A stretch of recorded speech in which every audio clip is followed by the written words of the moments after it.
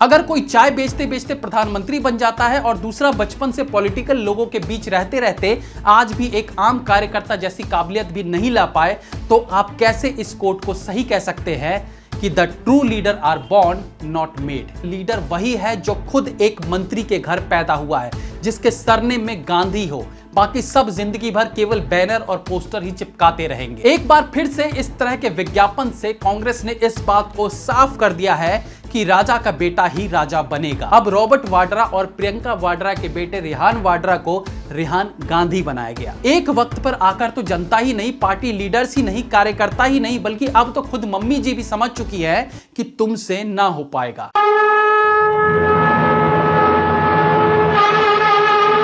Leader वो नहीं होता जिसके पीछे पीछे चलना आपकी मजबूरी हो, बल्कि एक लीडर वो होता है जिसके पीछे आप खुद चलना चाहते हो। इन दोनों बातों को समझने के लिए एक छोटा सा उदाहरण आप ले सकते हैं, राहुल गांधी और नरेंद्र मोदी। कल राहुल गांधी जी का जन्मदिन था, हर तरफ से उन्हें ढेरों शुभकामनाएं मिली, बल्कि एक न्यूज़पेपर के पूरे पेज पर उन्हें जन्मदिन की बधाई दी गई, जिसमें उनकी फोटो के साथ लिखा था, a true leader is born and not made. दरअसल ये एक फेमस कोट का ऑपोजिट है। असल में विंसी लोबांडी ने लिखा था, leaders are made not born. इसका तात्पर्य यह है कि नेता अपने जीवन के एक्सपीरियंस से, जीवन के बाधाओं का समाधान निकालते हुए, लोगों से मिलते जुलते, हर किसी से कुछ ना कुछ सीख के एक अच्छा नेता बन सकता है। केवल एक पॉलिटिशियन फैमिली में पैदा होने भर से वो लीडर नहीं बन जाता। समझिए कि ये पॉलिटिकल नेपोटिज्म पर एक और वार है। राहुल गांधी के जन्मदिन पर इस तरह का पोस्टर जहां लिखा हो, a true leader is born not made, यह साफ दर्शाता है कि कांग्रेस के कार्यकर्ता अब भी टीसी करने में ज्यादा विश्वास रखते हैं। यहां टीसी का मतलब टिकट चेकर तो बिल्कुल नहीं है। यह केवल एक विज्ञापन मात्र नहीं है, बल्कि यह एक संदेश है जो दरअसल मोदी भक्तों के लिए बिल्कुल नहीं है। जाने अनजाने कांग्रेस के जो कर्मठ कार्यकर्ता है, यह विज्ञापन उन्हीं को आईना दिखाता है, जिसे शायद वो समझने में कामयाब नहीं हो पाए। इस विज्ञापन द्वारा कांग्रेस के कार्यकर्ताओं को ही चेतावनी मिली है कि कांग्रेस पार्टी में लीडर वही है जो खुद एक मंत्री के घर पैदा हुआ है, जिसके सरनेम में गांधी हो, बाकी सब जिंदगी भर केवल बैनर और पोस्टर ही चिपकाते रहेंगे। एक बार फिर से इस तरह के विज्ञापन से कांग्रेस ने इस बात को साफ कर दिया है कि राजा का बेटा ही राजा बनेगा। हालांकि इतने सालों से जिसे कांग्रेस में यह बात नहीं दिखाई दी, उसे एक विज्ञापन से क्या समझ आएगा। लेकिन अब इस बार खुलकर इस बात को इन्होंने बोल दिया है कि भैया, यहां प्रधानमंत्री का दावेदार हमेशा से गांधी परिवार का ही रहा है और आगे भी रहेगा। ऐसा नहीं है कि कांग्रेस में अच्छे नेताओं की कमी है या फिर दूर की सोच रखने वाले लोग नहीं हैं। बिल्कुल हैं। वो लोग भले मंत्री पद पर ना दिख रहे हों, लेकिन उनके छोटे छोटे कार्यकर्ता जो केरल के किसी गांव में रात भर घूम घूम के राहुल गांधी के पोस्टर लगाता है, हो सकता है उसमें वो काबिलियत हो कि एक दिन वो प्रधानमंत्री का दावेदार बन सके, शायद प्रधानमंत्री ही बन सके। लेकिन कांग्रेस पार्टी में क्या यह संभव है? मेहनत कर आके 20, 25, 30 साल में अगर वो पार्टी में एक कोई पद ले भी लेता है और एक पॉलिटिशियन वाले सारे गुण उसके अंदर होने के बावजूद गांधी परिवार के रहते, क्या ये कभी हो पाएगा कि उसे प्रधानमंत्री पद के लिए आगे लाया जाए? आप खुद सोचिए। इंदिरा गांधी, फिर राजीव गांधी, फिर सोनिया गांधी। आई नो कि डॉक्टर मनमोहन सिंह थे, लेकिन रिमोट किसके हाथ में था ये आप भी जानते हैं। उसके बाद फिर राहुल गांधी को प्रधानमंत्री प्रत्याशी बनाया गया। हालांकि यहां सोनिया गांधी की दूरदृष्टि देखने को मिली, क्योंकि उन्हें पहले से ही आभास था कि 2014 में प्रधानमंत्री उनकी पार्टी से नहीं बनने वाला है, इसलिए राहुल गांधी का नाम उन्होंने वापस ले लिया।